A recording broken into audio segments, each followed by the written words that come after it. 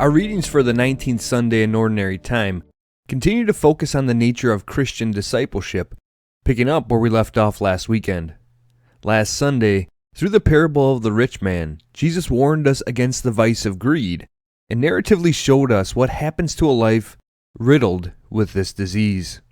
Instead, Jesus taught us the importance of cultivating a healthy spiritual detachment, that we might value material goods only in as much as they enable us to live lives of self-giving love. As discussed last week, human labor or work can be powerful forms of spiritual asceticism that help us cultivate a healthy spiritual detachment by forming us as outward or other-facing creatures instead of spiritually collapsing in upon ourselves, which the vice of greed ultimately leads to.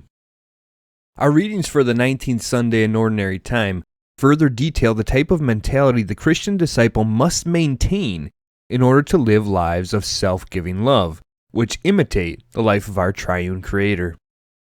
The mentality that enables the Christian disciple to live a life of self-giving love can most simply be described as faith.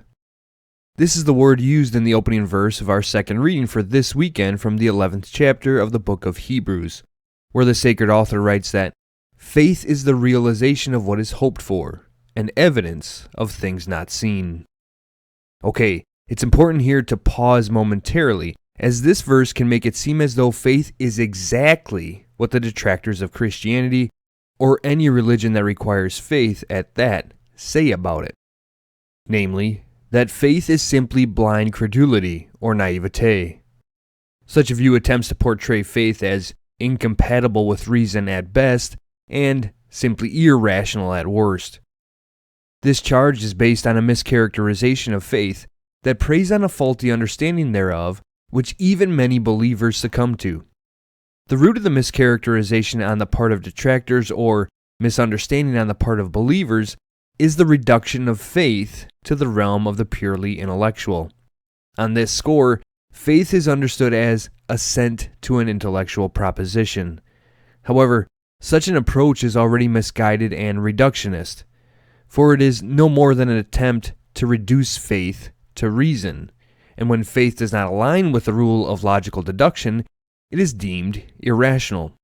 Consequently, the way to avoid this pitfall is not to seek to prove that faith is equal to reason, but to situate faith within the proper framework. Some of the greatest minds of human history have spent gallons upon gallons of ink explaining how faith is not opposed to, but compatible with, reason. St. John Paul II's encyclical Fides et Ratio and newly named Doctor of the Church, St. John Henry Newman's Essay in Aid of a Grammar of Assent, are two excellent examples that are well worth the time and effort required to read. But here I simply want to situate faith within the proper context. A good way to begin is by looking at the Greek of the verse cited at the outset, Hebrews 11 verse 1, as we find the same word used throughout the New Testament. There, the word translated as faith is the Greek pistis. At a basic level, the Greek word pistis means trust. Already, we should be experiencing a shift in perspective. We all know what it means to trust, and very rarely does trusting occur in the realm of the purely intellectual. Instead, trust is a relational phenomenon. In other words, we don't trust purely abstract ideas, we trust lived realities, and most especially, people. Relationship is thus the proper context for understanding religious faith. This is what the late Pope Francis pointed out in his encyclical letter on faith, Lumen Fidei, gesturing toward a key scriptural figure highlighted in our second reading for this weekend from the book of Hebrews, Abraham. Abraham is also known as our father in faith because of the trust that he actively displays. In section 8 of Lumen Fidei, Pope Francis teaches, faith opens the way before us and accompanies our steps through time. Hence, if we want to understand what faith is, we need to follow the route it has taken, the path trodden by believers, as witnessed first in the Old Testament. Here a unique place belongs to Abraham, our father in faith.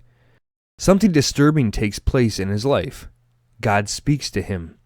He reveals himself as a God who speaks and calls his name. Faith is linked to hearing. Abraham does not see God, but hears his voice. Faith thus takes place on a personal aspect.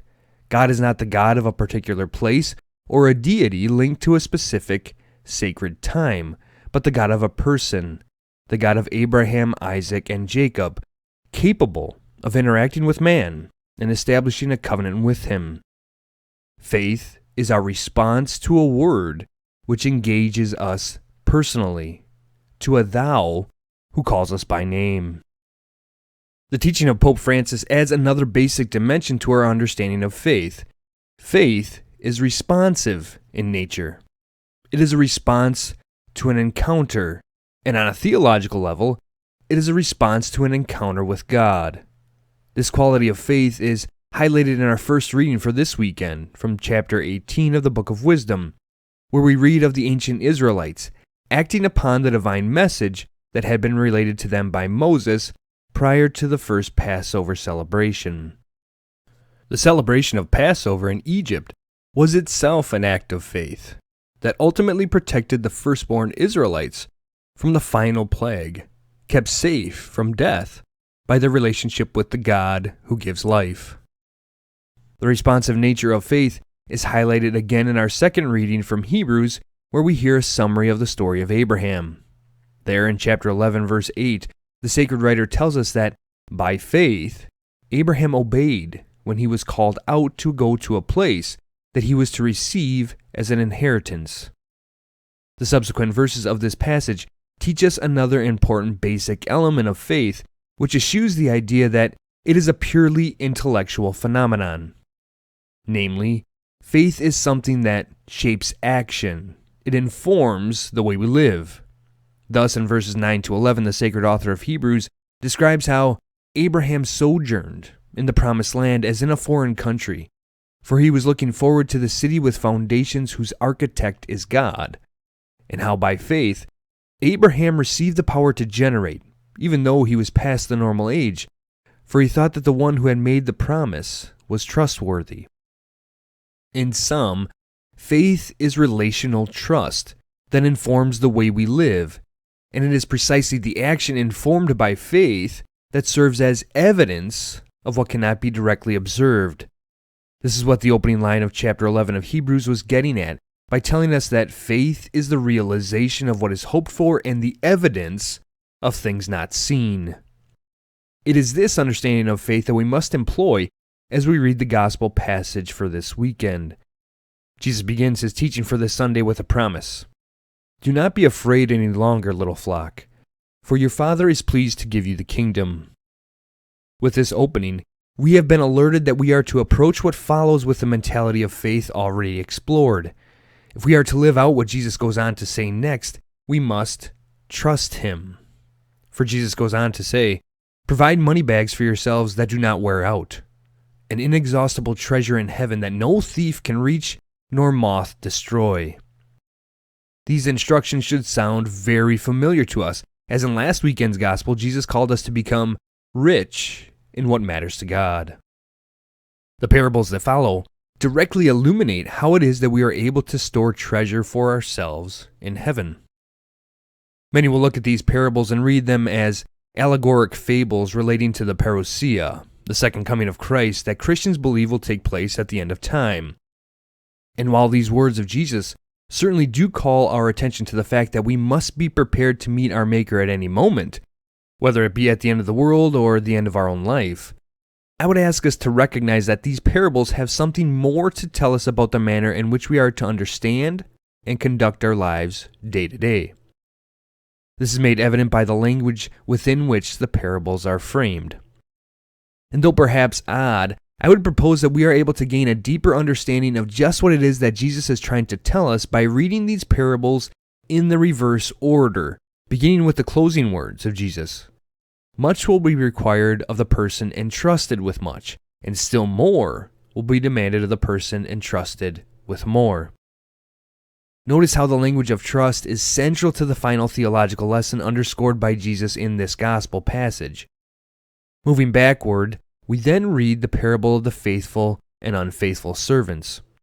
First, Notice that the servant is being entrusted with much, in fact, the care of the whole of his master's household in the master's absence.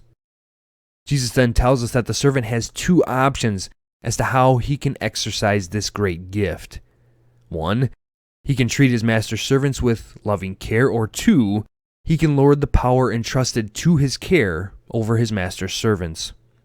The first option is the response of faith, for it is the response that trusts that the master will return just as he said. This is why Jesus calls us to live the former option, associating it with praise, and the second, the response of one lacking faith, as leading to severe punishment. Moving backward once again then, we can see that it is the faith lived out by the loving care of his fellow servants that makes the one entrusted with much prepared to welcome his master home at any time.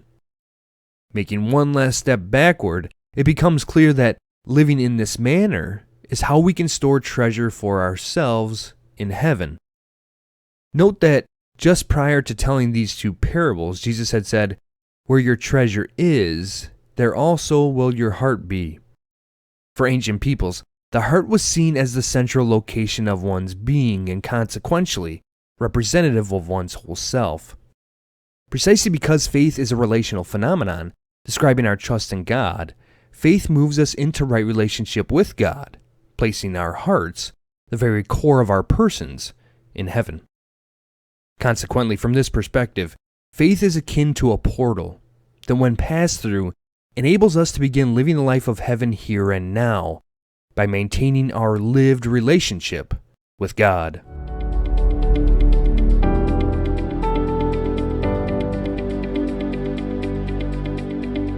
If you enjoyed this, hit that subscribe button and check us out at FRESHImage.org, where you'll find commentaries and articles on countless topics important for becoming the unique image of God you have been created to be.